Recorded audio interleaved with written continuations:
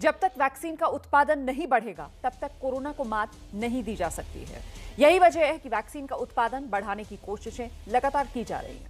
देश ही नहीं बल्कि विदेशों से भी वैक्सीन खरीदने की कोशिश की जा रही है। और इस सिलसिले में अच्छी खबर यह है कि अगले हफ्ते से भारत में लोगों को स्पुतनिक वैक्सीन भी अब लगने लगेगी। और इस बीच आपको बता दें कि केंद्र सरकार ने राज्यों को वैक्सीन की खरीद के लिए ग्लोबल टेंडर जारी करने की छूट दी है, लेकिन अब इसी टेंडर को लेकर केंद्र और राज्यों के बीच टक्कर चल रही है।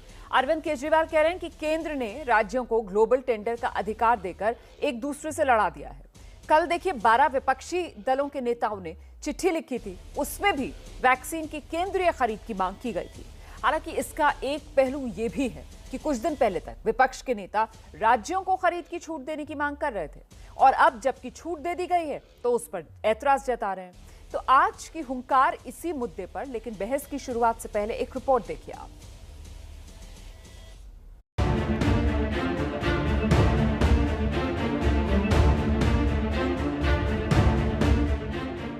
वैक्सीन के लिए लंबी लंबी कतार तो है, लेकिन वैक्सीन ही नहीं है। मजबूरन लोगों को वापस लौटना पड़ रहा है। तस्वीर जो है वो साफ देख सकते हैं आप कि ये टीकाकरण केंद्र है रायपुर का, बीटीआई ग्राउंड का, और यहाँ जो लोग आ रहे हैं उन्हें निराशा हाथ लग रही है और वापस जाना पड़ रहा है। दिल्ली, मुंबई जैसे शहरों में भी वैक्सीन का यही हाल है।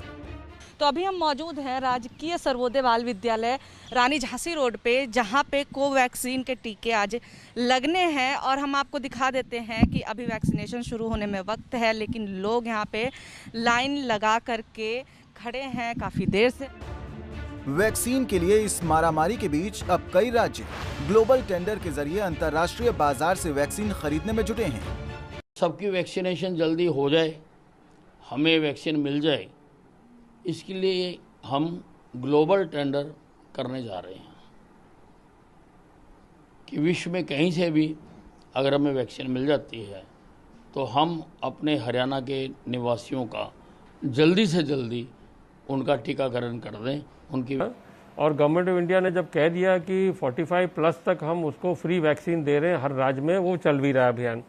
उसके बाद 18 प्लस के लिए जो उनको देना है, उन्होंने राज्यों के ऊपर छोड़ दिया कि राज्य को अपने संसाधन से खरीदना पड़ेगा और उसके बाद उसको आवश्यकता अनुसार वो अपने यहाँ लगाएंगे।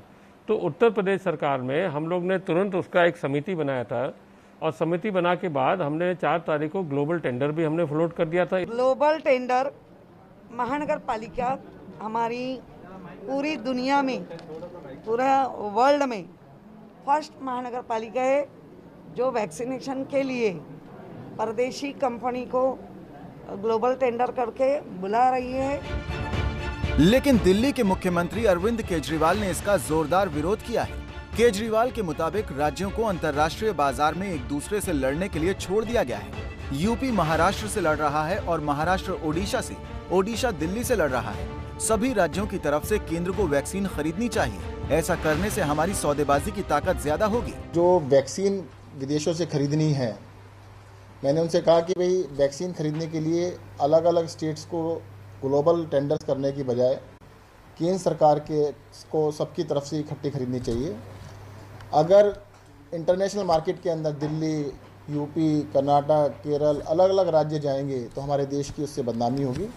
अरविंद केजरीवाल से पहले कल 12 पार्टियों के नेता भी चिट्ठी लिखकर ग्लोबल टेंडर पर ऐतराज जता चुके हैं। उन्होंने भी केंद्रीय स्तर पर टीकों की खरीद कर सबको मुफ्त टीका लगाने की मांग की है।